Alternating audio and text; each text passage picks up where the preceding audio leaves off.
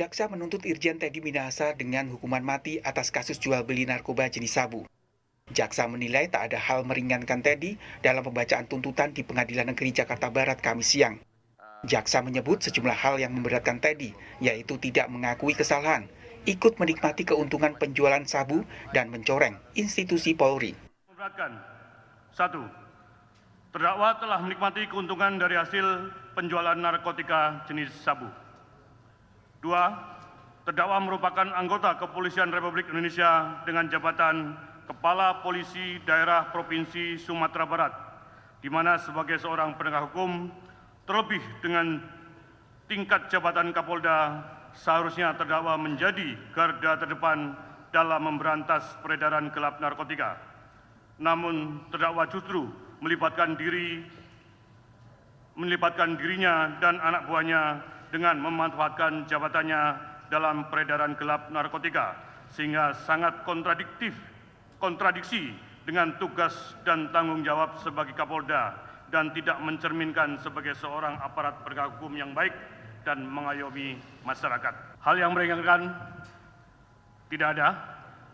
Berdasarkan uraian dimaksud, kami penuntut umum dalam perkara ini dengan memperhatikan ketentuan undang-undang yang bersangkutan menuntut supaya Majelis Hakim Pengadilan Negeri Jakarta Barat yang memeriksa dan mengadili perkara ini memutuskan: 1. Menyatakan terdakwa Teddy Minahasa Putra bin Haji Abu Bakar telah terbukti secara sah dan meyakinkan bersalah melakukan tindak pidana turut serta melakukan secara tanpa hak atau melawan hukum, menawarkan untuk dijual, menjual, menjadi perantara dalam jual beli, menukar dan menyerahkan narkotika golongan 1 bukan tanaman yang beratnya lebih dari 5 gram.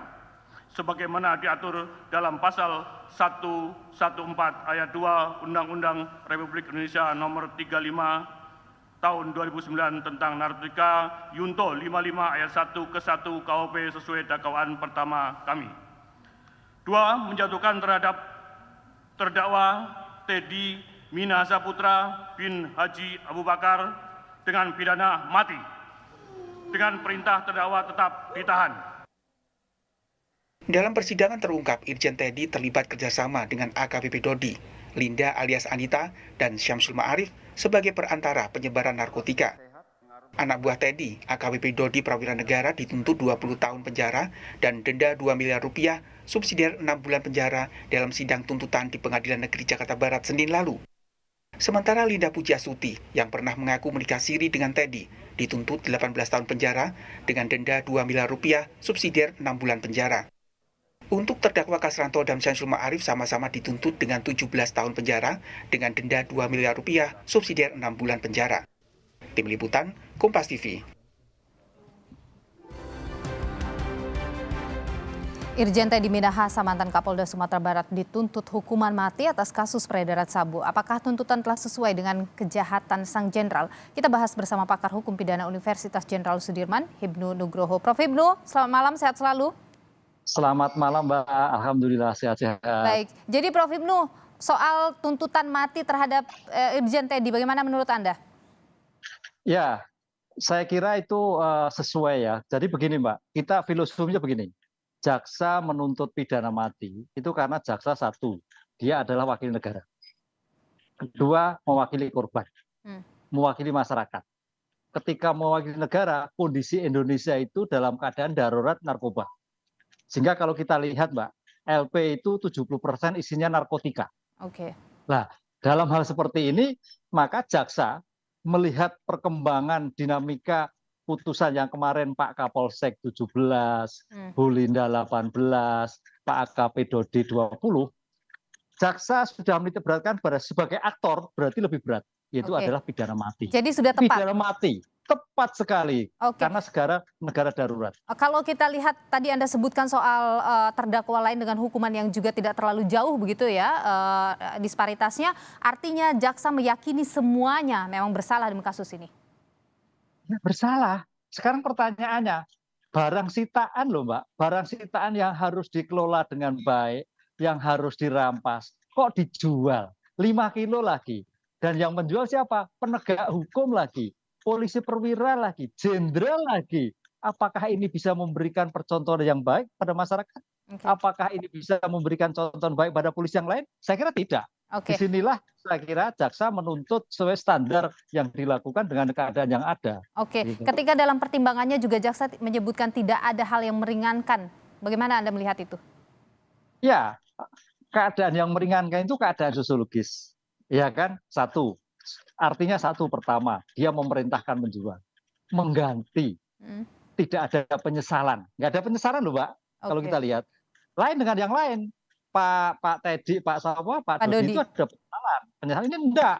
Jadi kayaknya ini memang suatu yang sangat cukup serius sehingga sampai penuntut umum itu tidak memberikan dasar yang meringankan. Coba kalau awalnya itu mengakui, kemudian membantu. Tadi kan menyangkalkan bahkan dia tidak mengakui.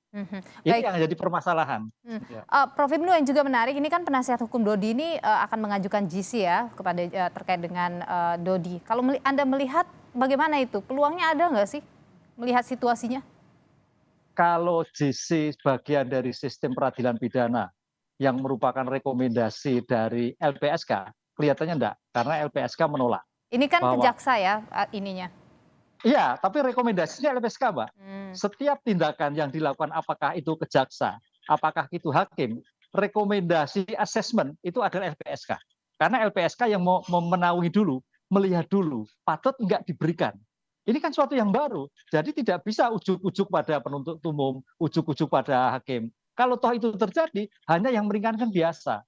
Kan itu loh. Kan kita harus menghormati bagian dari sistem peradilan pidana sebagai bentuk perlindungan. Asesmen LPSK itu memberikan suatu koridor yang bagus dalam suatu pengungkapan suatu perkara. Dan Anda tidak melihat juga ada hal yang bisa membuat Dodi bisa menjadi JC di sini? Kalau konsep GC secara moral tidak ada. Tapi kalau konsep GC secara material, artinya apa? Oh, Dodi mengakui. Dodi memberikan kontribusi dalam pengungkapan.